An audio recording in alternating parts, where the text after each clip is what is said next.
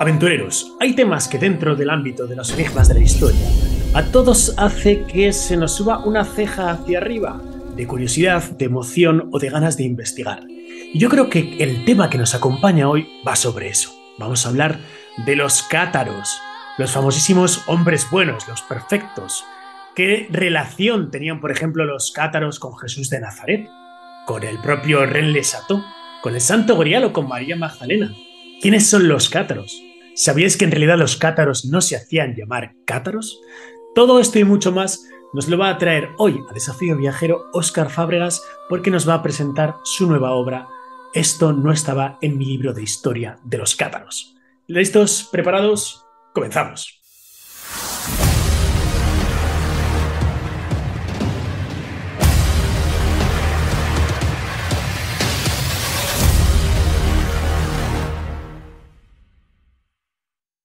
Óscar Fábregas, ¿qué tal? ¿Cómo va eso? Hola, muy buenas, ¿qué tal? ¿Cómo estamos? Muy bien, pues mira, con muchas ganas de hablar de cátaros, de esta obra que acabas de publicar con Almuzara. Esto no estaba en mi libro de historia de los cátaros.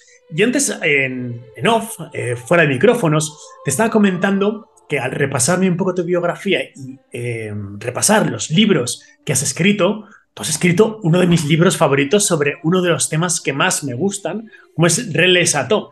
Y es que yo hace unos años recuerdo leer un libro titulado Prohibido excavar en este pueblo, que es justo el mensaje con el que el visitante se encuentra al entrar en ese pueblo del misterio, Rennes Chateau, y resulta que el libro es tuyo. Así que ha sido una grata sorpresa saber que encima te tengo aquí en Desafío Viaje. Así que sé bienvenido. Qué bueno, muchas gracias. Sigo estando yo muy orgulloso de ese libro, que aparte que creo que fue un gran trabajo, y no lo digo porque sea mío, sino porque realmente lo fue, ¿no? Fue una locura de investigación. Creo que también ayudó a esclarecer un poco lo que pasa con este bellísimo pueblo del Languedoc francés, ¿no? Y con su misterio, que sigue estando ahí vivo, aunque por desgracia no es exactamente el misterio que todos pensábamos, ¿no? Y por Exacto. cierto, una apreciación, ya no solamente se puede excavar, no se puede excavar en ese pueblo, sino que además han puesto, lo sé porque estuvo un amigo hace nada, unos días, me lo ha dicho, han puesto un cartelito al lado del famoso cartel este, en el que tampoco se puede utilizar drones en el pueblo, porque se ve que la última moda de los buscadores de tesoros ha sido pues, irse los domingos para allá, en plan dominguero, y llevarse su dron para ver si encuentran algún tipo de estructura o algún tipo de cavidad o algún rollo así. Y al parecer un par de ellos se han accidentado y han estado a punto de herir a alguien y por eso lo han hecho, ¿no? Cosas que pasan en ese pueblo que además tiene todo sentido cuando uno conoce su intrahistoria. No sabes la rabia que me da lo que me acabas de decir, porque precisamente la semana pasada, hablando con los compañeros del programa de radio de Abismo, les decía, pues mira, tengo ganas de volver a Rennes Chateau, yo he estado un par de veces por allí, pero quiero volver a regrabar otra vez el reportaje que hice en su momento, ahora con el dron, ¿no? Ahora pues con el técnico, con medios más profesionales. Joder, me acabas de arrojar un jarro de agua fría brutal. Bueno, a ver, seguro, si lo haces en invierno seguramente no habrá mucho problema. El problema de Roles Chateau sobre todo es en verano, que ya sabes que se llena de gente, ¿no? Y en invierno pues es un pueblo bastante vacío, así que bueno, yo Sí. creo que tampoco pasará mucho. Pero ya te digo, lo acaban de prohibir. O sea, que si saco una segunda edición de este libro, se tendría que llamar así, ¿no? Prohibido excavar en este pueblo y prohibido usar drones. Bueno, veremos a ver qué se puede hacer. En fin, Vamos a ver. vamos a hablar de cátaros porque yo creo que estos personajes de la historia, ¿no? Pues conocidos, desconocidos, vamos a tratar de separar un poco el grano de la paja porque hay mucha leyenda sobre los cátaros y creo que la primera pregunta que debería de hacerte es, ¿los cátaros se hacían llamar a sí mismos cátaros? No, no, eso es. Y claro, y dirás, ¿cómo que no? Si tu libro se llama así. Bueno, pues que era una forma fácil y sobre todo resumida de explicar quiénes eran. No, ellos no se hacían llamar así mismos cátaros. De hecho, ellos a sí mismos simplemente, y lo sabemos por las pocas obras que tenemos suyas, solamente se conservan 5 obras de los cátaros. Y eso es muy llamativo. ¿Por qué? Porque, lógicamente, ¿no? Porque fueron destruidas sistemáticamente por la Iglesia. Sí que se conservan miles de testimonios tomados por la Inquisición y además tanto de creyentes como de perfectos, entre comillas, como de simplemente vecinos de los pueblos en los que ellos vivían, ¿no? Y en ninguno de ellos se utiliza el término cátaro. Siempre que lo utiliza la iglesia para hablar de ellos, ¿no? Ellos siempre se refieren a sí mismos como, la mayoría de las veces, simplemente como buenos hombres o, simple en occitano, buenos hombres o buenas damas, buenos hombres o buenas damas, y si no, buenos cristianos, buenas cristianas, o incluso en algunos casos, y eso es lo que ha llevado a que se piense, aunque no está muy claro, que tenían nombres distintos para la jerarquía, su jerarquía que realmente eran dos, los creyentes normales y los iniciados, los consolados, apóstoles, porque sí que en algún texto aparece en alguna declaración, hace referencia a los apóstoles, pero no se refieren a todo el colectivo, sino parece ser alguno de ellos, ¿no? Aunque esto, como te digo, no está claro, precisamente por lo que te digo, porque solamente hay 5 obras suyas, y de esas 5 obras, una es italiana y otras 2 son simplemente un resumen o una transcripción de cómo era el rito del consolamento o el consolamentum, ¿no? Por lo tanto, la información la tenemos muy escasa. Lo que sí que es seguro es que no se llaman cátaros y que el término cátaro es un término despectivo. Es curioso porque también el término cristiano, por ejemplo, es un término despectivo, porque surgió en la primera vez que aparecían como un poco una coña, una burla hacia los que seguían, a los judíos que seguían a Cristo, de una forma como absurda, porque los judíos no deben seguir a nadie que no sea su Dios. Y eso, algo parecido pasaba a los cátaros. Lo que no está muy claro es el origen etimológico de eso de cátaro también, ¿no? Yo le di muchas vueltas, hay muchas propuestas, pero todo parece relacionado con la palabra gato. Y es una forma también, porque a los cátaros cuando brotaron, o mejor dicho, cuando la iglesia se dio cuenta de que habían brotado, rápidamente los empezaron a relacionar con el diablo. Y los gatos Ujú. siempre han estado muy relacionados con el diablo, igual que por ejemplo pasa con las brujas, que también se relacionan con el diablo, ¿no? Y parece ser que ese es el origen etimológico, pero repito, no está muy claro. No está muy claro. Y tampoco está claro que tenga que ver con un término griego que es cátaros, que sí es verdad que existe, y que significa justos o perfectos también, sobre todo justos. No parece que sea ese el sentido y, por supuesto, repito, ellos no lo usaron nunca. Qué interesante porque solo hasta este momento no has citado la palabra perfectos, porque claro, Sí, cambia mucho el que ellos se hiciesen llamar los hombres buenos, ¿no? O apóstoles o los hombres justos que los perfectos, ¿no? Porque claro. yo creo que tenemos que empezar casi desde el principio en el sentido de, bueno, entonces, ¿quiénes eran los cátaros? O sea, esta escisión del cristianismo, ¿qué tenía de especial para ser una parte o una escisión cristiana ajena a la Iglesia Católica? A ver, siendo estrictos, serían un cristianismo más, como lo son hoy en día los protestantes en sus muy diversas ramas, como son los ortodoxos, y no pueden ser considerados como una secta, porque realmente no es válido ese concepto.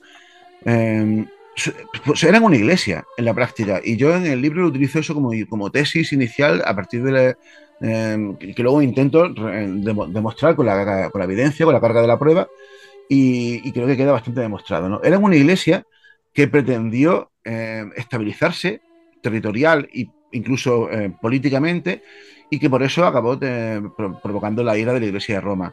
Era una iglesia porque, como te he dicho, tenían una jerarquía muy básica, que era eso, ¿no? Los creyentes de a pie y los consolados.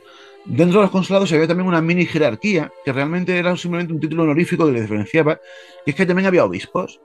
En el Languedoc había 5 obispados localizados, incluso tenemos, y eso es muy curioso, tenemos una evidencia muy antigua de una reunión que se produjo en el año 1175 en un pequeño pueblo que está muy cerquita de Toulouse, que se llama San Félix de Garamán, Ujú. en una reunión que se produjo simplemente para decidir, primero, cuál iba a ser la demarcación exacta de cada uno de estos obispados, y además la incorporación de un nuevo obispado, que es muy curioso porque sería el obispado del Valle de Arán, que está, en la actualidad está en territorio español, catalán, y que además, curiosamente, siguen hablando un idioma muy parecido al occitano, que es el aramés, que es una derivación local de esta lengua, ¿no? Es decir, llegó a haber 6 obispados en el Languedoc, pero también había obispos en otras zonas en las que también había cátaros. Y eso deja muy claro que los obispos no tenían más poder que el hecho en sí de ser representante de la comunidad. No tenían, trabajaban como todos, no tenían un cargo especial, no tenían nada más, simplemente un poco de, quizás, de prestigio, ¿no? Algo así, sin más. Pero eso deja claro lo que te digo, eran una iglesia bien dividida, bien compartimentalizada, con un claro apoyo tanto de feligreses como de creyentes. Y una cosa importante, aunque en tiempo de persecución, que es la mitad de su existencia, los cátaros brotan en torno al siglo X y los últimos fueron quemados en 1321, es decir, son casi 3 siglos y medio aproximadamente. La mitad de su existencia la vivieron en paz, la otra mitad la vivieron en persecución. En persecución sí se muestran muy combativos con la Iglesia de Roma, a la que incluso llegan a hablar la maligna Iglesia de Roma, la Iglesia maligna de Roma. Pero durante los tiempos de paz no era así. De hecho, existen muchísimos testimonios de sacerdotes católicos que se llevaban muy bien con los cátaros. precisamente porque una de las cosas que tenían los cátaros es que eran santos en vida. O sea, ellos se esforzaban por vivir lo más acorde posible con sus ideas y además con ser buenos. Por eso lo de buenos hombres y buenas damas. Buenos con todo el mundo, ¿no? Una de sus lemas esenciales era ama al prójimo a ti mismo, que eso lo dijo Jesús, no lo dijo la Iglesia, ¿no? Y ellos llevaban eso a rajatabla.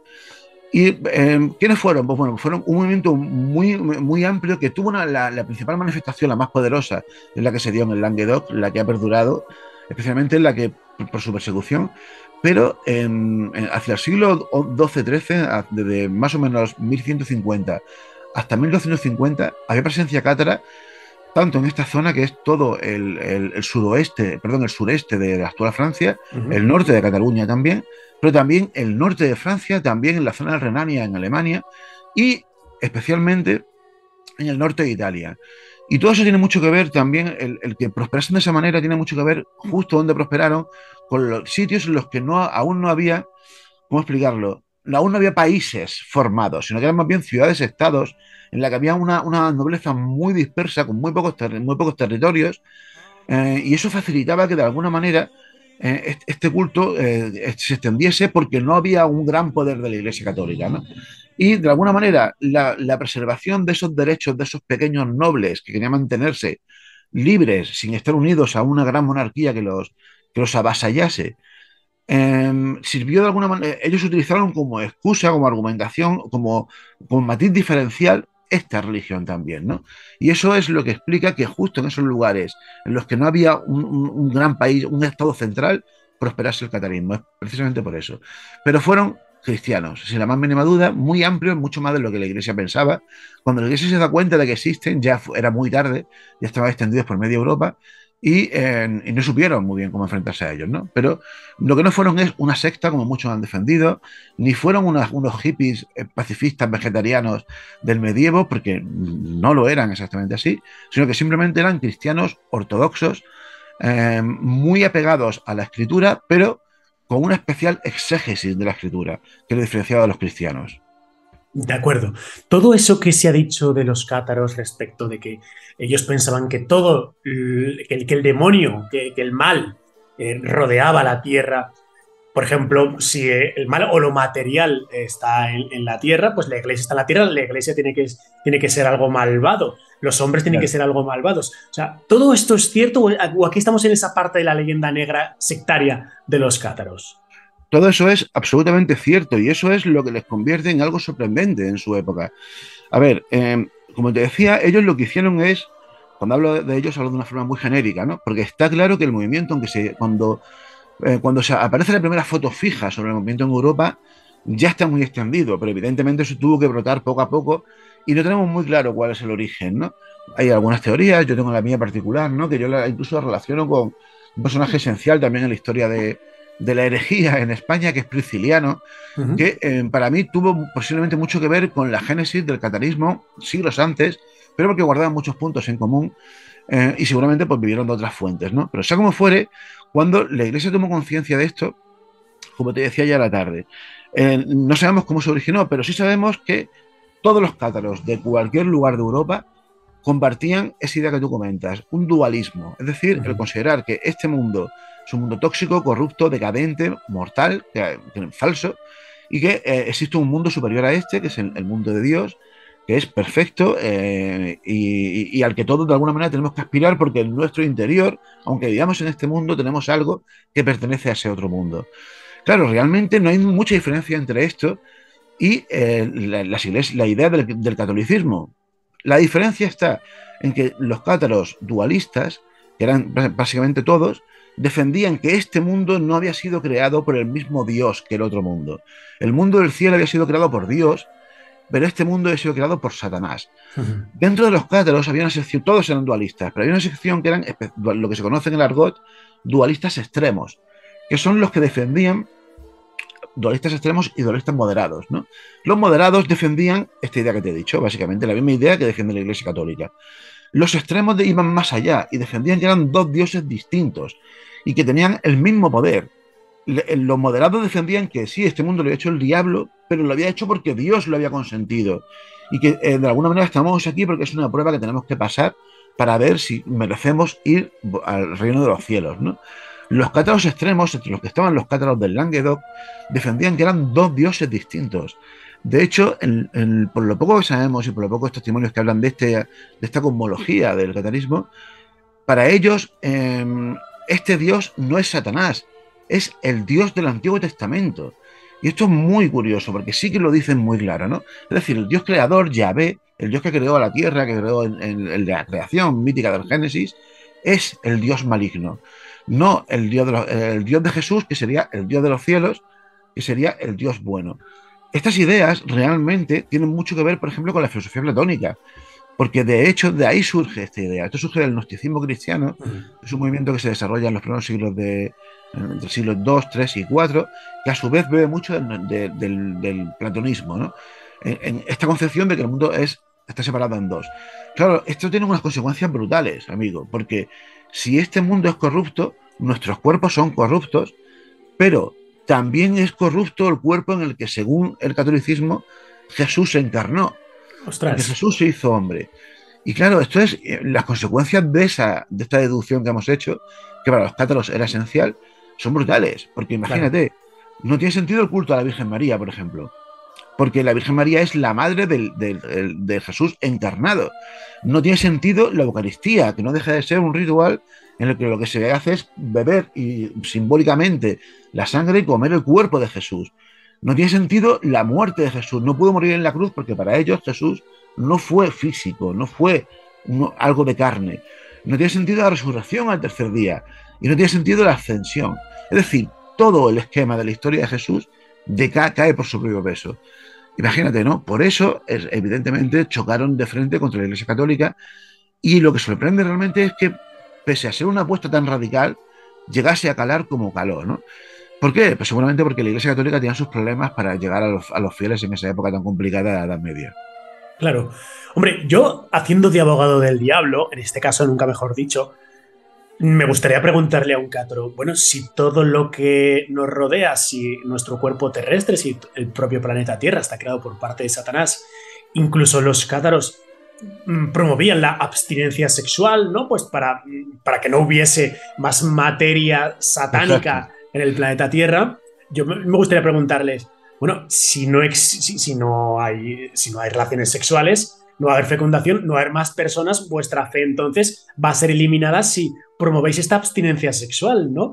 Es decir, claro, es complicado entender ambas cosas si pensamos en la supervivencia del catarismo a largo plazo. claro. A ver, ese es uno de los huecos que tiene el catarismo, ¿no? Como todas las religiones, tiene sus momentos en los que al final hay que dar un salto de fe, ¿no?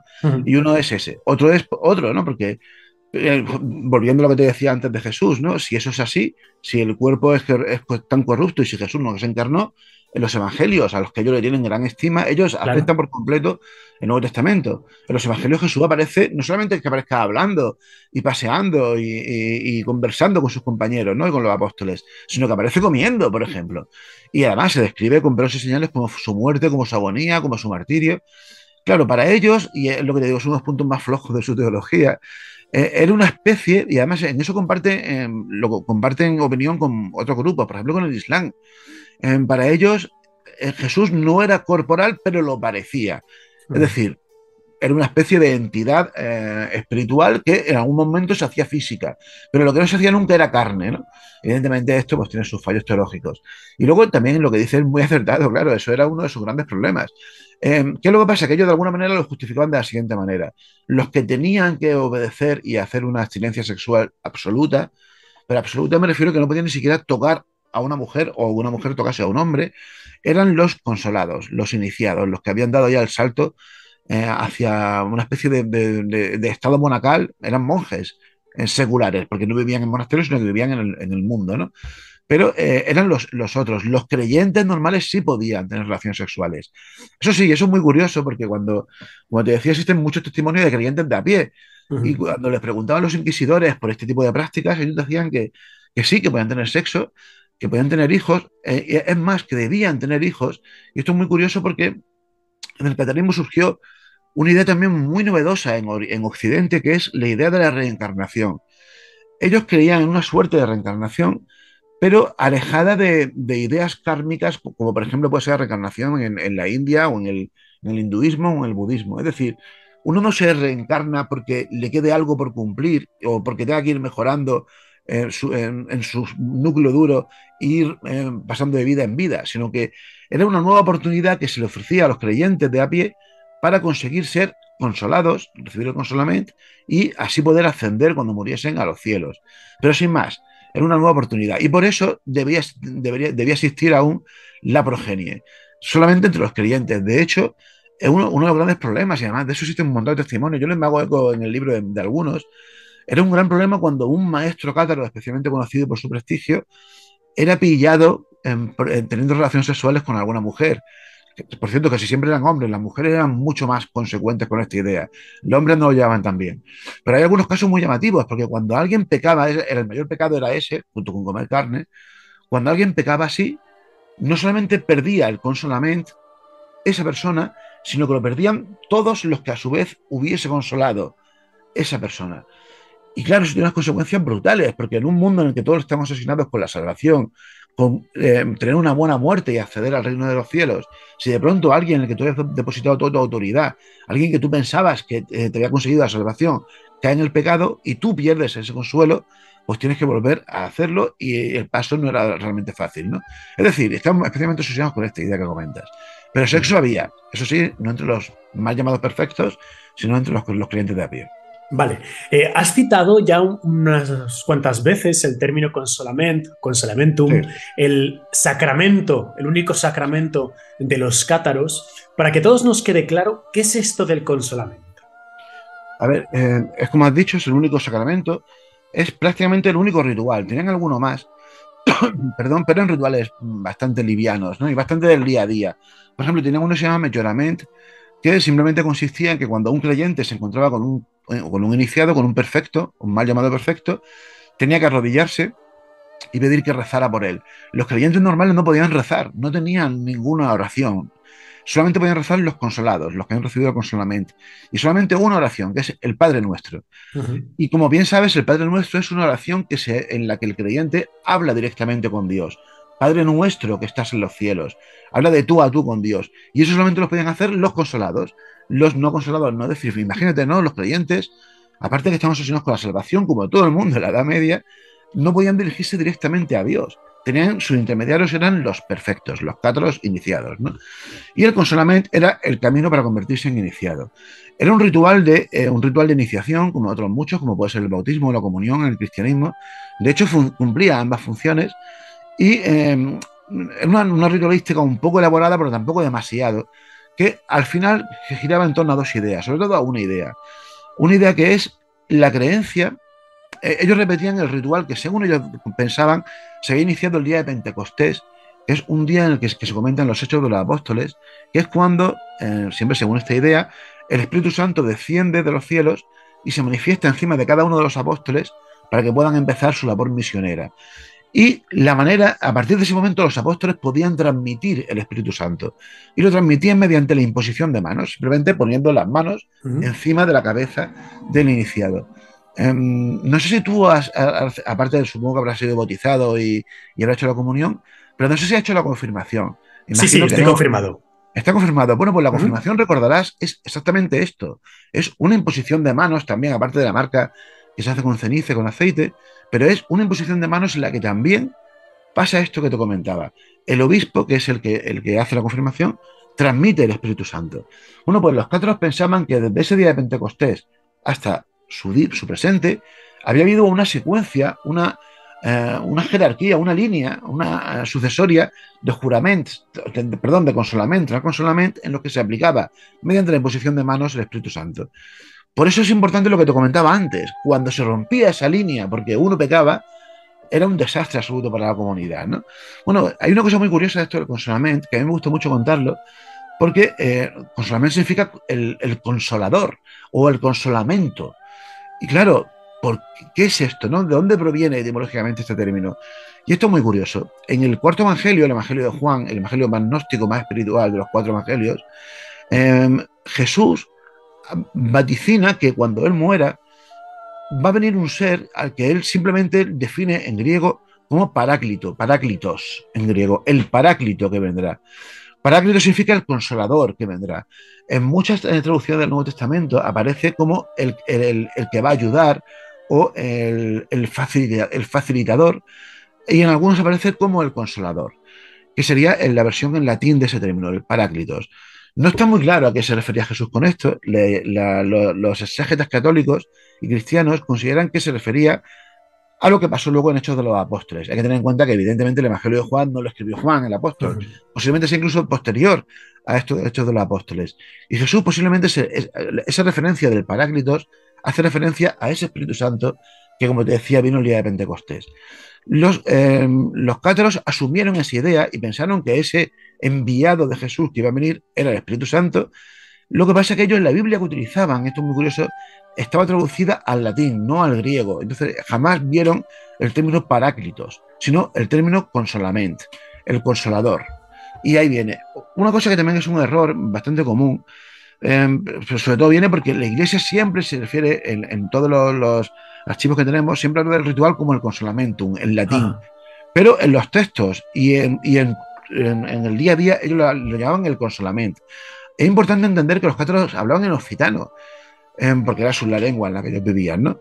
Pero además escribían en occitano. Una cosa muy curiosa es que en la versión escrita del Nuevo Testamento más antigua, en una lengua romance, es en occitano, es la que trabajaban, la que usaban los cátaros. Ni siquiera en castellano, ni en catalán, ni en ningún otro idioma, ni en francés, claro, en francés moderno.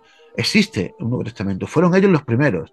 ¿Por qué? Porque le daba mucha importancia a difundir esa idea en su propia lengua, ¿no? En occitano. Y eso es curioso porque las misas, como bien sabrás, se celebraban en latín hasta hace 70 años. Bueno, pues en occitano se celebraban, incluso las misas católicas se celebraban en occitano. Y eso es un matiz diferenciador que es importante entender para entender la idiosincrasia de esta gente y de este pueblo, más allá del sentimiento religioso de los cátaros, que era una fracción solamente de este pueblo. Vale, yo creo que llegados a este punto, yo creo que ya todos sabemos quiénes son los cátaros, qué es lo que hacían, y gracias a este credo cátaro se comienzan a actualizar pues estos enfrentamientos con la Iglesia Católica del momento, ¿no? De hecho, esa primera cruzada, la cruzada albigense, se realiza con el ánimo de acabar con el catarismo en toda esta zona del Languedoc. Si yo te digo la frase matadlos a todos, que Dios ya reconocerá a los suyos, ¿qué te viene a la cabeza? Me viene a la cabeza una de las cosas más sangrientas y más tristes que ha podido hacer la Iglesia Católica. Y mira que ha hecho cosas sangrientas la Iglesia Católica, ¿no? A ver, como casi todos los estados han hecho barbaridades. La Iglesia Católica especialmente lo hizo mal aquí, como lo volvió a hacer mal muy poco tiempo después, ¿no? Esta frase se pronunció en 1208, durante 1209, durante el asedio de Besiers, pero 100 años después hicieron algo similar con los templarios, ¿no? Ese fue el origen de la masacre. Hay que tener en cuenta una cosa importante. Cuando hablamos de la cruzada contra los cátaros, efectivamente el origen, el objetivo final era acabar con ellos.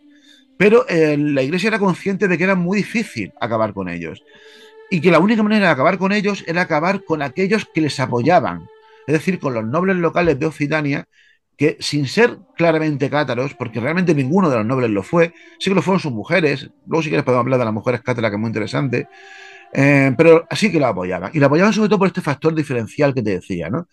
Es muy curioso, cuando uno lee las crónicas desde la perspectiva de los cátaros, de cómo fue la cruzada, ellos jamás hablan de una cruzada religiosa. Ellos siempre hablan de una invasión. Y cuando hablan de los soldados enemigos, nunca hablan de los cruzados. Siempre hablan de los franceses. Para ellos eso no fue una cruzada religiosa, fue una cruzada política. Y realmente tuvo un matiz. Fue religiosa para la Iglesia, pero para los cruzados, para los soldados, para Simón de Montfort y compañía, que son los que llegaron hasta allí, el objetivo era político. Eran nobles venidos a menos, casi todos de la zona de Normandía, que fueron los únicos que hicieron caso a la llamada de la cruzada que hizo el Papa Inocencio III. De hecho, ni siquiera el rey de Francia se unió al movimiento. Tardó, el rey de Francia entró en acción como 30 o 40 años después, cuando ya la cruzada estaba acabada, y ya vio que era fácil hacerse con todo el Languedoc. Pero en un primer momento no fue el rey de Francia el que entró en acción, ¿no? ¿Por qué? Porque el objetivo era simplemente que las tierras que conquistasen eran para ellos, sin más.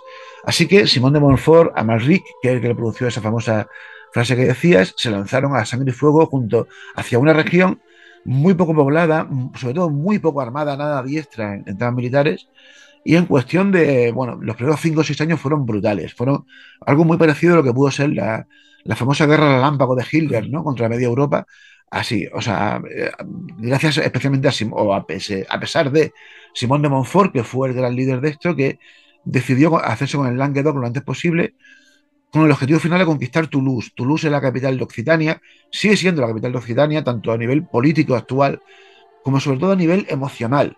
De alguna manera es la capital, ¿no? de Occitania, de toda Occitania, aunque hoy en día Occitania no es exactamente como era en esa época, ¿no? Simón de Montfort conquistó todo, no se sabe exactamente cuántos cátaros mató, hay muchos cálculos, pues se calcula que pudieron ser perfectamente aproximadamente entre 20 a 30 mil perfectos Qué y barbaridad. 60 80 mil creyentes, Madre mía. sin tener en cuenta todos los que no eran ni perfectos ni creyentes que también murieron, ¿no? Sabemos, por ejemplo, y hay algunas historias increíbles, de pueblos enteros que fueron enteros pasados por la hoguera. Todos, porque por esa idea, ¿no? Esa idea que comentaba Damalric, aunque no está claro que él dijese esa frase, eso es lo que hicieron. Es decir, matarlos a todos, que Dios reconocerá a los suyos. Y además no es raro que lo dices Amalric, ¿no? Hay que tener en cuenta que Amalric había sido un personaje importantísimo porque fue el líder de la iglesia cisterciense durante la famosa batalla de las Navas de Tolosa, que se produjo en 1212, es decir, a la vez que Amalric estaba masacrando cátaros en Occitania, estaba luchando en España contra los musulmanes, y precisamente contra uno que luego fue su enemigo, que fue el famoso Pedro II Aragón, que defendió, mejor dicho, no defendió a los cátaros, defendió más bien a los señores que defendían a los cátaros, porque eran vasallos suyos. Pedro II Aragón, que en aquel momento tenía grandes posesiones también en Languedoc, y que curiosamente perdió la vida en 1913 en la famosa batalla de Muret, que fue la batalla decisiva que marcó el principio y el fin del catarismo, ¿no? Si Pedro II de Aragón hubiese ganado esa batalla, hubiese acabado con Simón de Montfort, y es muy probable, no solamente que la frontera de España hoy en día sea transpirenaica, muy probablemente, o incluso que no existiese España, sino que Aragón hubiese acabado siendo un país independiente, pero es que además es muy probable que el catarismo hubiese acabado convirtiéndose pues en una religión institucionalizada, como luego fue, no mucho después, en las regiones protestantes en Europa, ¿no? Así que fíjate lo Alucinante. que fue. Pero bueno, eso Alucinante, es o un poco sea. la historia de la primera parte de la cruzada, porque la persecución no terminó ahí, no terminó con la cruzada, sino que duró como 80 años más. La cruzada empezó en 1909 y terminó en 1926. Bueno, me he dejado alucinado porque me acabas de decir que yo que soy de Zaragoza, que soy aragonés, podría ser nacional de un país independiente, Aragón, cuya religión oficial sería el catarismo, ¿no? Estaría guapo, ¿no? Estaría Brutal. chulo. Un momento, amigo mío. ¿Sabías que cada vez que pulsas like, haces un comentario o compartes el vídeo, me ayudas a que el canal llegue a más personas? Gracias por tu apoyo. Desafío Viajero. Somos todos. Queda clara, por tanto, en cómo se fraguó esta cruzada albigense, la cruzada contra los cátaros. Si tomamos tu libro, desde luego que la portada estamos viendo clarísimamente el castillo de Montseur, ¿no? Y es que para subir a este castillo, cosa que yo recomiendo muchísimo, hay que llevar buen calzado. No hagáis como mi amigo Dani, que cuando fui con él iba con náuticos y se quedó abajo al final, ¿no? Yo le tengo mucho cariño, la verdad, a este castillo. Me acuerdo que el primer trébol de 4 hojas que encontré en mi vida lo encontré allí en el castillo de Montseur. Bueno. Sí, sí, sí. Y cuando desciendes del castillo, ¿no? Te plantas delante de esa efigie, ¿no? Que muestra el lugar donde fueron quemados esos 200 y pico cátaros que prefirieron morir en la hoguera antes de arrodillarse ante el Papa de Roma, ¿no? Este fin de los cátaros en el castillo de Montseur fue así tal cual, fue tan cinematográfico. Sí, claro que fue así. Lo que pasa es que hay que matizar cosas, que es, no fue el fin de los cátaros, sí que fue el fin simbólico de los cátaros. Es decir, a partir de ahí ya quedaba claro que no había futuro para el catarismo, aunque lo hubo, ¿no? Hubo un pequeño brote que luego, si quieres, podemos comentar. Pero también hay que tener en cuenta una cosa, no es la primera vez que lo hacían. Y esto a mí me llamó mucho la atención cuando me puse a investigar en profundidad, ¿no? Hace ya como 3 años, el catarismo. Para que te hagas una idea, fíjate, la primera manifestación que existe de algo parecido al catarismo, y que en aquella época ni de lejos se llamaba así, ni le llamaron así, es lo que se llama la quema o los herejes de Orleans, que es un grupo de herejes, todos canónigos de la catedral de Orleans. El condado de Orleans era el condado principal y el principal aliado del rey de Francia, que solamente estaba en Ile-de-France. Ile-de-France es la región que rodea a París en la actualidad y en entonces, ¿no? Y Orleans era una región mucho más amplia, con más poder incluso que el propio rey de Francia. Bueno, pues en la catedral de la capital, de Orleans, se detuvo a 12 canónigos acusados de practicar una herejía que guardan muchísimos puntos en común con el catarismo y que todos damos por hecho que era un protocatarismo, ¿no? Bueno, pues estos 12, junto con una mujer que también fue condenada, se entregaron también voluntariamente a las llamas. Esto pasó sistemáticamente. Hay decenas de ejemplos de los que los cátaros hacían eso. Una vez que eran condenados, ellos asumían con una tranquilidad absoluta su muerte y incluso hay alguna escena en la que ellos piden que se enciendan las llamas y a arrojarse en la hoguera una vez que ya está ardiendo. En Monsegur no fue así, sino que todos se unieron, se abrazaron y le metieron fuego a la pira funeraria, que imagínate, para quemar a 250 personas tuvo que ser enorme, ¿no? Pero sea como sea, sí es real. Esta historia está atestiguada tanto por la Inquisición como por los feydits.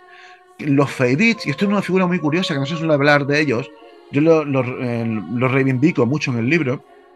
Feydits significa malditos en occitano, y los malditos eran los nobles occitanos que por apoyar a los cátaros habían perdido sus tierras y se convirtieron en una especie de guerrilla, una especie de maquis, como los que hubo aquí después de la Guerra Civil Española, que se dedicaron a luchar en plan guerra de guerrillas contra el invasor francés y contra los cruzados. Cuando, a partir de 1208 aproximadamente, cuando ya se ve que la cosa se iba a poner fea, justo antes de comenzar la cruzada, muchos perfectos cátaros empezaron a alojarse en Monsegur.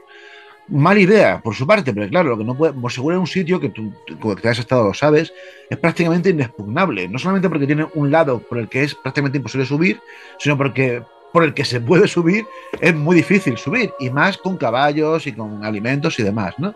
Bueno, pues ellos empezaron a alojarse allí, muchos perfectos cátaros, pensando que era un lugar en el que iban a estar protegidos. Y muchos feydits también se fueron allí para proteger a estos perfectos cátaros. Claro, el problema está en que hacia 1230 aproximadamente, allí había como 300 perfectos y perfectas cátaras y como otros 300 feydits. Hay que tener en cuenta que Monsegur era la típica población occitana de la época, el típico castro occitano de la época, no es como el castillo actual. Toda la montaña, toda la cúspide de la montaña, en 3 niveles, está compuesta de un pequeño poblado con una pequeña fortaleza en medio que no es la que hay hoy en día. Y allí llegaron a vivir 600 personas, imagínate, ¿no? Durante cerca de 3 décadas.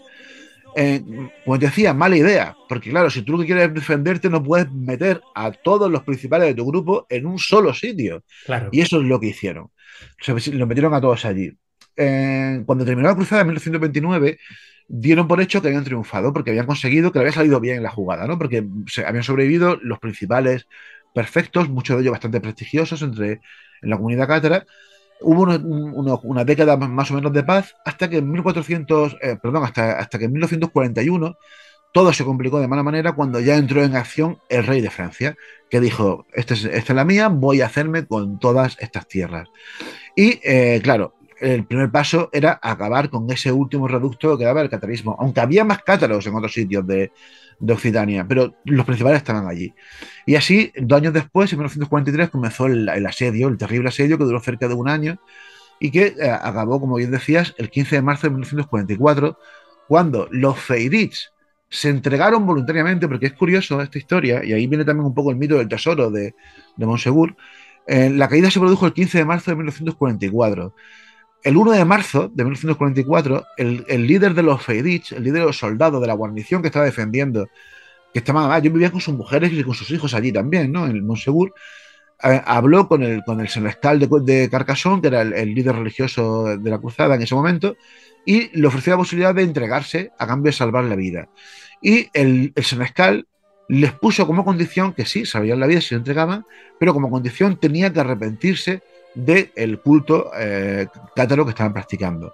Bueno, pues todos los feydits, o casi todos, hay alguno que aparece también en la lista de los que murieron, renunciaron a sus creencias, pero ni un solo perfecto renunció a sus creencias y se entregaron voluntariamente a la muerte. Tenemos el testimonio de cientos de feydits que estaban en Monsegur y que son los que contaron cómo se produjo paso a paso, día a día, toda esta cadena de acontecimientos que terminaron con la caída de Monsegur, ¿no? Que fue, como bien dice, fue así, ¿no? Acabaron siendo inmolados en el Camp del Cremats, que es donde está la famosa estela que comentabas antes, que se instaló en el año 60, y a partir de ahí el catarismo quedó reducido eso, a sus cenizas, ¿no?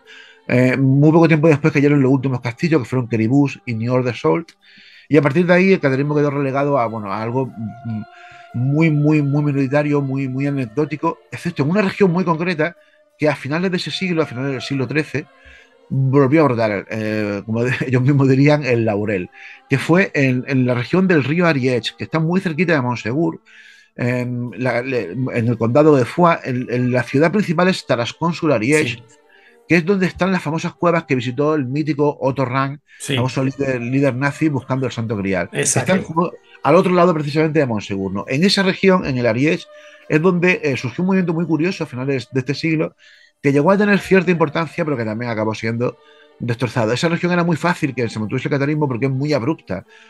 Son las ciudades de los Pirineos, ¿no? Y es muy fácil que hubiese un movimiento, como te decía, casi de guerra de guerrillas. El último cátaro que existe fue uno que fue iniciado precisamente en este último movimiento, y acabó muriendo, como te decía, en octubre de 1321. Un señor que tuvo mucho que ver precisamente con España. Pero Vale. sí, Monsegur es lo que representa la caída definitiva del catarismo, porque es como si fuese, de alguna manera, salvando las distancias, el Vaticano de esta iglesia, ¿no? Has dado tres datos que vamos a unir un segundo porque yo creo que son clave en torno a, pues, a una de las historias que, pues, a los que nos gustan los enigmas históricos, siempre más nos ha entusiasmado, que es la de Rennes Chateau. Claro, Sí, nos has contado que el día 15 de marzo es cuando finalmente los cátaros van a salir del castillo y van a morir en la hoguera.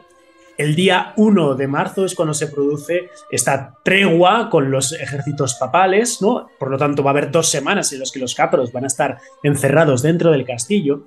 Y hay una historia que cuenta cómo la noche de antes de ese 15 de marzo, dos, no sé si tres o cuatro cátaros abandonan por la parte trasera del castillo este, descienden la roca, evitando al ejército del Papa, huyendo con algo, con un objeto, no se sabe, y que, sí. claro, estamos muy cerca de toda esta. Estamos en pleno Languedoc, en el sureste de Francia, a muy pocos kilómetros del que sería después el pueblo más misterioso de Europa, que es Rennes Chateau, donde un sacerdote, Berenguer Saunier, se enriquecería por algo que encontraría debajo de un pilar visigótico al realizar unas obras en su iglesia, ¿no? Sí. ¿Esta historia es real o esto entra dentro de la leyenda? A ver, es real pero con matices. Y realmente el matiz es muy sugerente, muy interesante, ¿no? Lo que has dicho es cierto porque fueron los Feydits, algunos de los Feydits, además, de hecho, en el libro yo recojo exactamente el testimonio y quiénes fueron, reconocieron ante la iglesia esta escena, ¿no? Esta escena me comentas de que la noche antes de que se entregasen a las llamas, 4 perfectos cátaros bajaron por el lado norte del pic del Pech de Montsegur y consiguieron esquivar a las tropas estas y supuestamente fueron a poner a buen recaudo algo.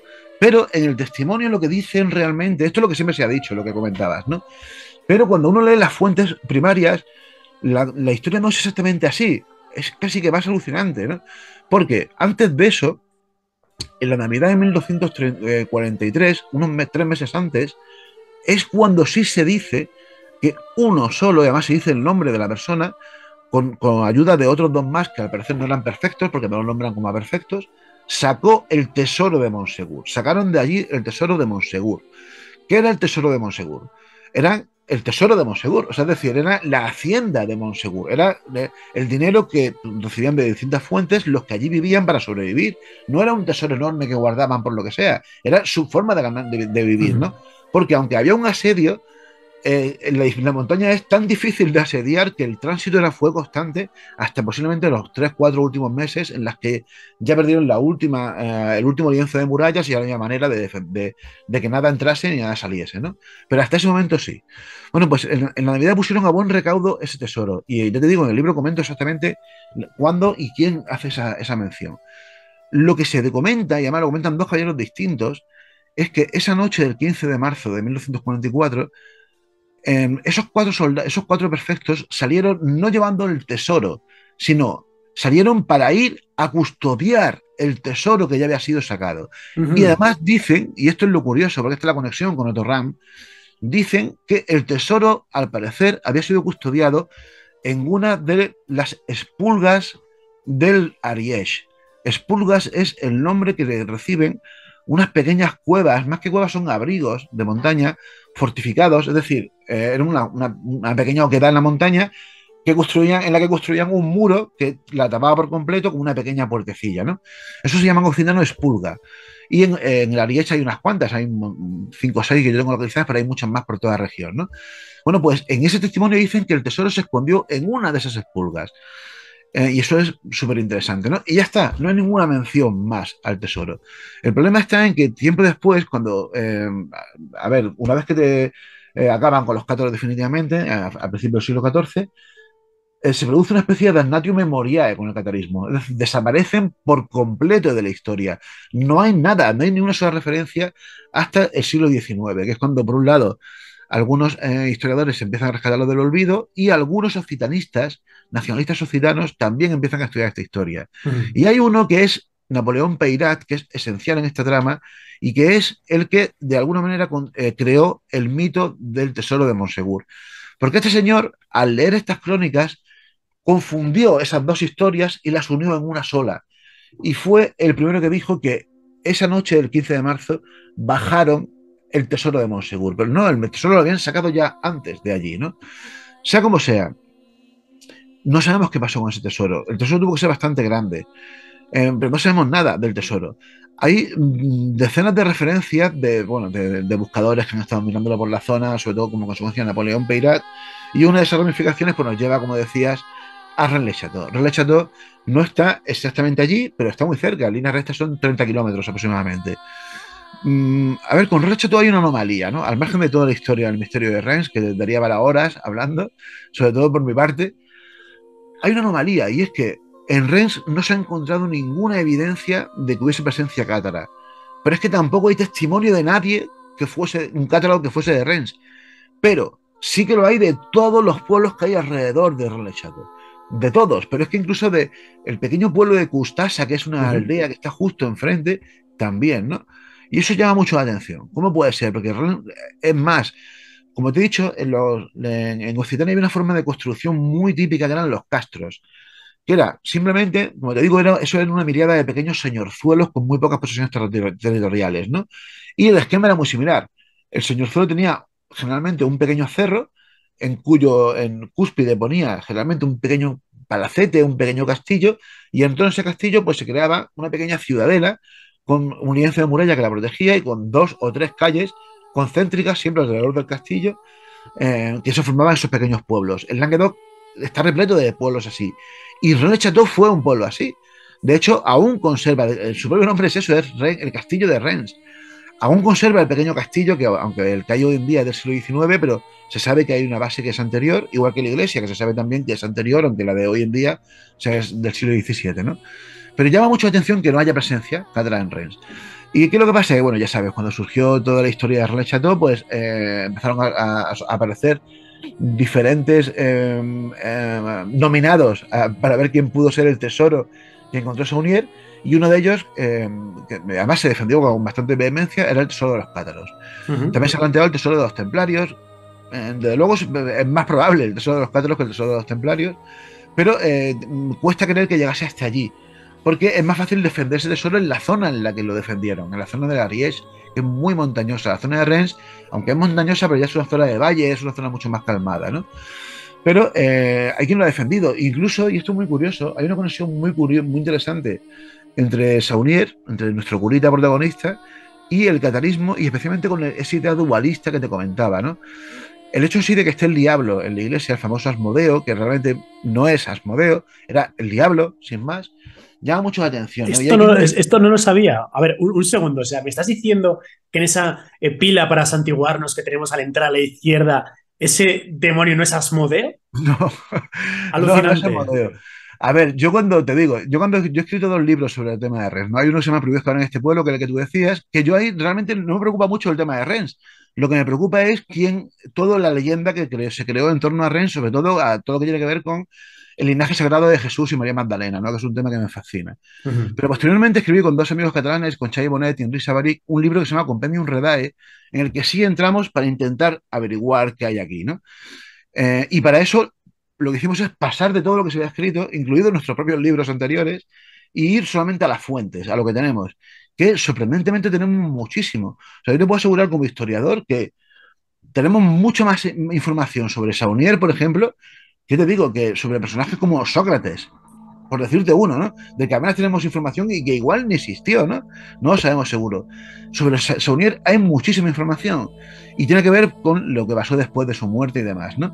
Bueno, sea como sea, uno de los temas que nos planteamos era precisamente eso, ver si todo lo que se ha dicho sobre Rennes era así. Por ejemplo, ¿es Asmodeo? Bueno, pues no hay nada que indique que sea Asmodeo. De hecho, la iconografía de Asmodeo no coincide. Es más, nosotros tenemos localizado una figura que sería muy largo de explicar, ¿no? Pero en la diócesis de Carcassonne, entonces esto pertenece a la provincia de Carcassonne y a la diócesis episcopal de Carcassonne.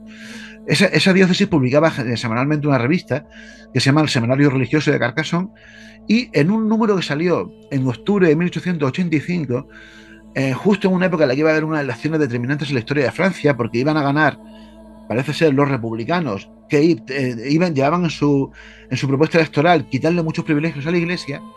En el número de ese mes de octubre, que era cuando iban a ser las elecciones, aparece en portada un diablo idéntico al diablo de Rennes le Chateau, y varios escritos en los que la diócesis le pide a la gente que vote a la unión de derechas para evitar que amen los republicanos masones, porque para ello la república, la masonería y el ateísmo y el laicismo van de la mano, ¿no? Bueno, pues Saunier, esto, como te digo, se publicó en octubre de 1885. Saunier, 15 días después, desde el púlpito, invitó a sus oyentes a que votasen a esa coalición de derechas. Y fue apercibido y fue expulsado durante varios meses de su iglesia por esto. Curiosamente, lo que Saunier dijo, y lo sabemos por algunos testigos que lo vieron, ese discurso, había aparecido en la revista esta que te digo, la que aparecía el diablo en portada. Es decir, Saunier, cuando levantó esa estatua, lo que él quería representar es lo que representaba en esa revista, es el diablo, que de alguna manera simbolizaba para él la masonería, la república, el laicismo, la izquierda, sometida al peso de la cruz. Porque si recuerdas, está el famoso diablo Asmodeo, entre comillas, la pila de agua bautismal, y encima hay 4 ángeles que están haciendo la señal de la cruz. Es decir, eso es lo que representa esa idea, ¿no? La iglesia vencerá al maligno, que es todo esto. Y eso es, como eso, en el tema de Rennes hay 1000 ideas así que han sido malinterpretadas y que realmente detrás hay un trasfondo para mí mucho más guay. Bueno, tú sabes, Óscar, que ya que me tienes salivando, dentro de poco tendrás que volver a Desafío Viajero a hablarnos solo de Rennes le Chateau, porque es que es un tema que da tanto juego. Mira, de hecho, a ver si puedo encontrar, tengo por aquí una cosita, a ver si la veo rápido. Ah, mira, sí, aquí está.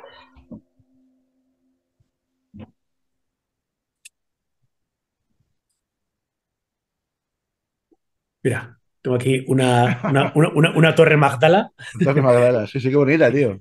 Sí, que la venden allí en el propio Rennes le Chateau, Sí. ¿no? Sí. Y bueno, mira, de hecho me llama mucho la atención lo que acabas de comentar, ¿no? Porque sobre la pila de donde uno se santigua, donde está el demonio, que están esos ángeles con la cruz, y esa leyenda que reza con este signo, pone, le vencerás. Y esto es lo Sí, curioso, porque parece que se está refiriendo claramente a Constantino, ¿no? Al símbolo que Constantino ve en claro. esa batalla del Ponte Milvio. Pero claro, lo que nos ha contado la tradición es que lo que ese símbolo le dice a Constantino en la cruz es: con este signo vencerás. Pero en Rennes le Chateau Claro, pone: le vencerás. ¿Le vencerás a claro. quién? Al diablo. Es que es justo lo que quiere decir. Y además aparece en francés, claro. Es que Sí. es así, ¿no? A ver, yo al final, ya te digo, si quieres, algún día hablamos con calma sobre Rennes, porque daría para hablar mucho, ¿no? Pero al final, lo que sí tengo yo muy claro, al margen de cuál sea el origen de la fortuna del cura, de Saunier, que eso es lo que yo creo que aún podríamos discutirlo, Ujú. lo que sí queda muy claro es quién fue, tenemos muy claro es quién fue Saunier, ¿no? Y Saunier no fue ni mucho menos un heterodoxo, ni fue un hereje, ni estuvo relacionado con masonería, ni con catarismo, ni con nada por el estilo, al revés, era un fundamentalista católico, obsesivo, monárquico, de extrema derecha, y que en un momento dado, por varios motivos, acabó haciendo fortuna. Y la clave está en esto que te he dicho, varios motivos. Uno de ellos, seguramente, y así que lo hablaremos con calma, es que para mí sí que encontró un tesoro. Pero un tesoro pequeño, no hace falta encontrar un tesoro muy grande para hacerse rico, ¿no? La historia nos ha aportado muchos ejemplos de casos así. En España tenemos algunos, ¿no? Hay un tesoro, por ejemplo, que se encontró aquí en Andalucía, en Torrejimeno, en Jaén, que era un tesoro visigótico, que eran simplemente 3 o 4 coronas, que en aquel momento el que lo encontró se lo vendió a la reina Isabel II por 50.000 pesetas de la época, que era una auténtica pasta, ¿no? Así que es posible que Saunier en la iglesia durante la reforma encontrase algo, pero cuando él hizo fortuna no fue realmente ahí, no fue mucho tiempo después, y no te puedes ni imaginar lo fascinante que es esa historia, ¿no? Porque ya te digo que algún día hablaremos, pero es realmente alucinante, ¿no? Por ejemplo, te dejo una pista, te dejo un cliffhanger, ¿no? Como se suele hacer en Sí. las series. Tenemos una factura de Saunier, una de las muchas facturas que tenemos disponibles de él, de la compra de 1.500 litros de ron jamaicano en 1905. ¿Por qué este hombre compró 1.500 litros de ron? Bueno, pues aparte de que él tenía un problema con el alcohol, porque además se sabe también, y de hecho Muy serio, es ¿eh? porque se dedicaba a trapichear con el alcohol, entre otras cosas, a venderle ron jamaicano de primera calidad a los curas y a algunos nobles de la zona. Y como eso, pues muchísimas cosas más. Ya Bueno, hablaremos de eso. bueno, ahí queda eso. Hablaremos de René Chateau con el detalle porque, vamos, es uno de mis temas favoritos. Ya para ir terminando, Oscar, te voy a poner sobre el tapiz dos temas y simplemente me dices si hay que desmitificar esto, si esto aquí no hay ninguna relación o hay algún tipo de fundamentación. Si yo te digo Cátaros y María Magdalena, ¿hay algo que los una o esto es puro marketing? Vale. Bueno, pues a ver, yo si me hubieses preguntado hace, no sé, hace quizás 6 7 años, te hubiese dicho taxativamente que no, porque precisamente por lo que comentábamos, ¿no? Si uno ve cómo es la creencia que tenían los cátaros, si los cátaros no creían en Jesús como un ser encarnado, no tiene sentido que creyesen en María Magdalena como un apóstol más, porque no tiene sentido, porque además, y mucho menos con María Magdalena como su pareja o como su apóstol favorita, ni nada por el estilo, ni mucho menos como la madre de sus hijos, ¿no? Los cátaros, por cierto, tampoco le dan ninguna importancia, es más, se reían de ese culto, se reían del culto a las reliquias, porque claro, ellos despreciaban el cuerpo y para ellos esa práctica católica de custodiar trocitos de huesos de los santos les pareció una abominación tremenda, ¿no? Bueno, pues como te decía, hace 6 7 8 años quizás te hubiese dicho que no. Pero yo escribí un pequeño librillo sobre María Magdalena para una colección que salió precisamente con la editorial que dirijo, para Guante Blanco. Y cuando me puse. Ese libro es un spin-off, podríamos decir, de un libro anterior mío que salió con Planeta sobre Jesús, ¿no? Yo había entrado en el personaje, pero no en la profundidad que se lo merecía, ¿no? María Magdalena. Y cuando empecé a investigar el caso, me interesaba mucho saber si había alguna leyenda antigua en la que se hablase del matrimonio entre Jesús y María Magdalena o el concubinato, o sea, que fuesen la pareja de alguna manera, ¿no? Porque muchos autores recientes del siglo XX defendían que sí, que había leyendas provenzales, leyendas en Francia, que hablaban de esta historia, pero yo no conseguía dar con ninguna. Bueno, pues ahí quedó la cosa, y a la vez que está investigando ese libro, está investigando ya este libro de los cátaros, ¿no? Y resulta que me acabé encontrando una cosa increíble, y es un testimonio que es recogido el día de Santa María Magdalena, que es el 22 de julio, y fue precisamente el día en el que se tomó Besiers, que es la ciudad en la que Arnaud Amalric pronunció la frase que decías antes de matarlos a todos, que Dios reconocerá a los suyos. Bueno, pues el cronista católico de ese momento, de ese día, recoge que hay unos cuantos cátaros, unos cuantos, a los que define como una especie de sección separada del resto de los cátaros, que creían que María Magdalena había sido la concubina de Jesús. Y lo recogen así. Estamos hablando de una mención por escrito que se publicó en 1914. Eso pasó en 1909. Imagínate, estamos hablando de hace 8 siglos, ¿no? Wow. No, o sea, no hay ningún testimonio más de eso hasta el siglo XX, ¿no? Es muy llamativo. Claro, a mí eso me rompió un poco los esquemas, ¿no? Porque ¿quiénes son esta gente? Bueno, pues investigando resulta que el catarismo nunca fue un bloque homogéneo, no hubo una ortodoxia cátara.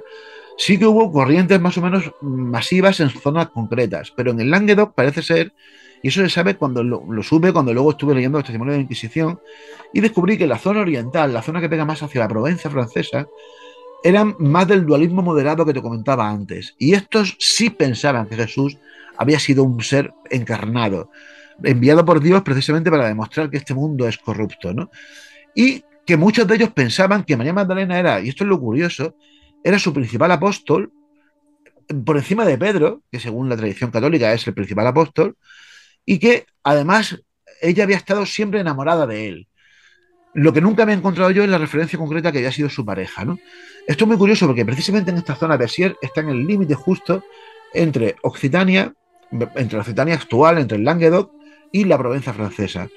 Lo curioso es que en la Provenza francesa existe una leyenda muy, muy, muy antigua, posiblemente del siglo VI, del siglo VII, que defiende que María Magdalena, junto con unas cuantas mujeres más, las otras dos Marías y alguno más, como Lázaro, el que supuestamente resucitó, desembarcaron muy cerquita de Marsella, en Santa María de la Mer, y de hecho la leyenda defiende que María Magdalena estuvo predicando por esa zona y acabó convirtiéndose en una ermitaña en la boda de San Baume, que está muy cerca de Marsella también, como te decía, ¿no? Es decir, parece de alguna manera que esa leyenda de que María Magdalena hasta había estado por allí la tenían muy en cuenta los cátaros orientales de esa zona, y de ahí que ellos llegasen a especular con que fue su apóstol favorita y que incluso fuese pareja de Jesús. Los que no tenían nada que ver con María Magdalena ni de lejos ni en ningún momento eran los cátaros occidentales, los cátaros que estuvieron tanto en el río Ariège como en Montsegur, como en Carcassonne, Toulouse y demás. Pero fíjate, la conexión al final sí que existía, Sí, sí. ¿no? Y es muy curiosa, además está por escrito, o sea, que quieras que no, hace 8 siglos existía ya esa idea. Antes nos has citado que el papel de la mujer en el catarismo era bastante particular, ¿no? ¿Por qué? ¿Por qué en concreto? Porque eran igualitaristas. Y eso tiene mucho, es muy coherente con su propia teología, ¿no? Es decir, si tú piensas que todos somos almas y que este vehículo en el que estamos, estos cuerpos en los que vivimos son corruptos y caducos, y que las almas no tienen sexo, no hay diferencia entre hombres y mujeres en las almas, no tiene sentido mantener las posiciones de privilegio que tenían los hombres en esa sociedad. Así que ellos pensaban que una vez que un hombre o una mujer eran consolados, ya eran iguales en todos los aspectos. Y esto es muy curioso, porque realmente lo eran. Solamente había un matiz en el que sabemos que no lo fueron, ¿no? Es que las mujeres nunca podían llegar a ser obispos, ¿vale? Pero en todos los aspectos las mujeres eran independientes, las mujeres podían otorgar el consolament tanto a hombres como a mujeres. De hecho, en tiempos de persecución eran las que principalmente lo hacían. Las mujeres vivían en casas separadas, tanto hombres como mujeres vivían en casas que podemos decir que eran conventos o eran monasterios, pero no había clausura, o sea, es decir, estaban abiertas. Las casas de mujeres, además, eran muy curioso, esto es muy curioso, y es uno de los aspectos menos trabajados del catarismo, funcionaban a la vez como una especie de hospitales en los que se atendía a los enfermos, como o una especie de albergue de peregrinos, en los que se recogía a cualquiera cátaro que estuviese viajando en su actividad misionera. Eran escuelas y algo más, que esto es lo que a mí realmente me llamó la atención, porque además tenemos testimonios que lo avalan. Los cátaros no negaban por completo el sacramento del matrimonio, es decir, ellos aceptaban la unión entre personas, entre no creyentes, perdón, entre los creyentes, pero no que se casasen, porque eso suponía que fuese Dios el que sancionase una unión entre cuerpos, y ellos no estaban de acuerdo con eso, pero sí en la unión. Por lo tanto, como no creían en el matrimonio, veían con buena vista el divorcio, cuando algo pasaba que fuese motivo suficiente como para dejar a su pareja. Y existen decenas de testimonios de mujeres que eran maltratadas por sus maridos, que huían y se iban a refugiarse en un convento de mujeres cátaras. Y porque para eso era motivo suficiente de divorcio, ¿no? El que un hombre maltratase a su mujer. Estamos hablando del año 1200. Imagínate, ¿no? O sea, hasta qué punto, aunque fuese por un aspecto teológico, evidentemente no eran feministas en nuestro concepto actual, ¿no? Pero se acercaban mucho a esa idea igualitaria, no por motivos éticos o sociales, sino por motivos religiosos, porque para ellos eran almas. Entonces no tenía sentido que uno tuviese un privilegio respecto a otro simplemente por su sexo, ¿no? Y esto es muy, muy curioso. Y una cosa, ¿por qué fueron tan importantes? Porque la inmensa mayoría de los cátaros fueron cátaras. Porque la inmensa mayoría de las mujeres, de las madres, de las hijas, de los nobles de Occitania se hicieron cátaras. Existen muchísimos testimonios de las auténticas heroínas de la cruzada cátara fueron mujeres. Hay algunos testimonios increíbles de mujeres, a los Juana de Arco, por ejemplo, que se hicieron súper conocidas y súper famosas, y de hecho hoy en día sigue habiendo monumentos y cantares de gesta en honor a ellas, que son las que muchos hombres, incluso muchos cátaros, huían, y las mujeres se quedaban defendiendo su monasterio, defendiendo su rollo, defendiendo su pueblo, y eran finalmente masacradas, martirizadas por los inquisidores, ¿no? Así que fueron realmente las protagonistas tanto del boom del catarismo como de la cruzada, tristemente, ¿no? Bueno, yo creo que estamos todos alucinados, Oscar, por la cantidad de cosas que nos has contado, por la maestría y la sabiduría que tienes de la materia. Yo estoy convencido que la gente que ahora mismo está viendo el programa de hoy estará pensando, pero ¿cuánto sabe este hombre?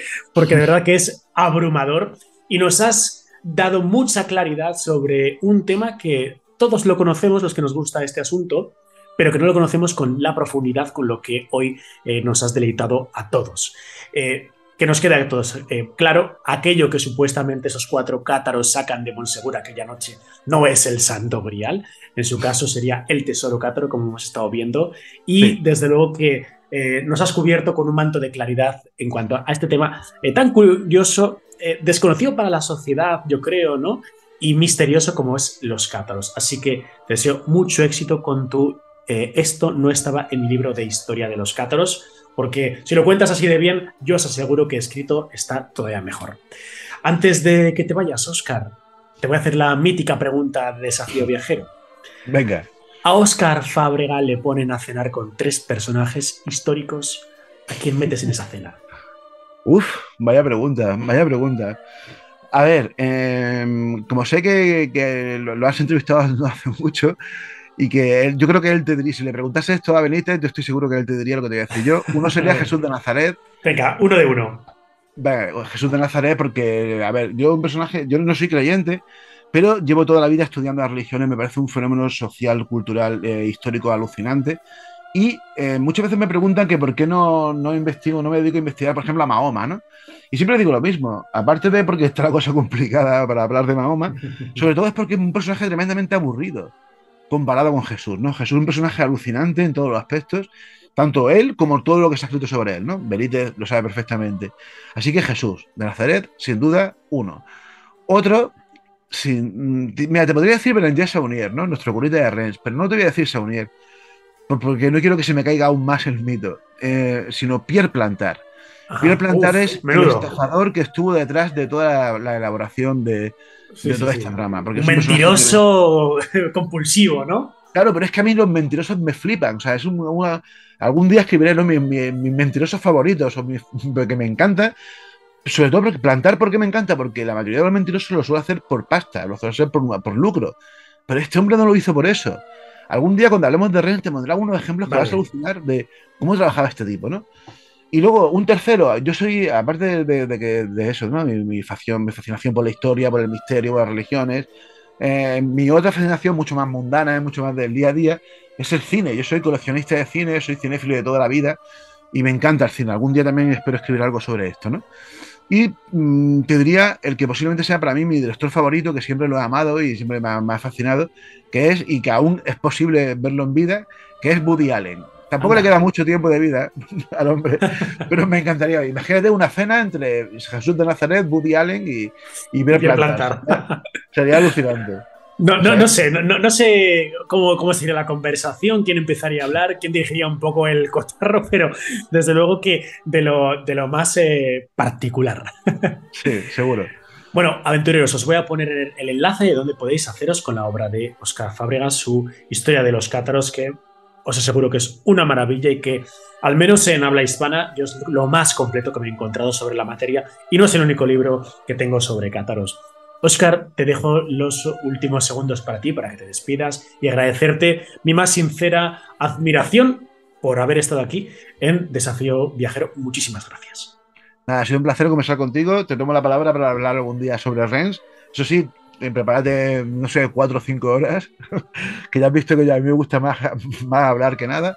Y nada, desde aquí animo a todo el mundo que visite también el país cátaro, pero que se desmarquen un poco de las rutas tradicionales, ya que tu programa se llama así, Destino Viajero. Desafío Viajero, Desafío Viajero. Perdón, Desafío Viajero. Creo que merece la pena conocer el país cátaro. René Chateau forma parte del país cátaro también, pero con otros ojos. Y si de camino, ya no digo que se compre mi libro, pero si se lo compran, en el libro encontrarán que yo hago un montón de referencias a sitios que realmente sí que merece la pena conocer, más allá de los castillos cátaros, que es lo que se suele vender en las guías turísticas como en reminiscencia del catarismo, que realmente no lo son. Pero sí que hay otros sitios, muchos además, muy interesantes, especialmente en toda esta región que te decía, del río Ariège y en Tarascón y en las cuevas que visitó el mítico Torrán. Así que si a alguien le apetece, que vaya para allá porque le va a encantar. Un abrazo y muchas gracias. Ahí queda eso. Aventureros, espero que os haya gustado el capítulo de hoy. Creo que ha sido fascinante, ha sido una oda a la sabiduría del catarismo, nuestro pequeño guiño a los hombres buenos, a los cátaros. Así que ya lo sabéis, aventurero, nos vemos el próximo domingo con nuevas aventuras. Hasta la vista, amigos.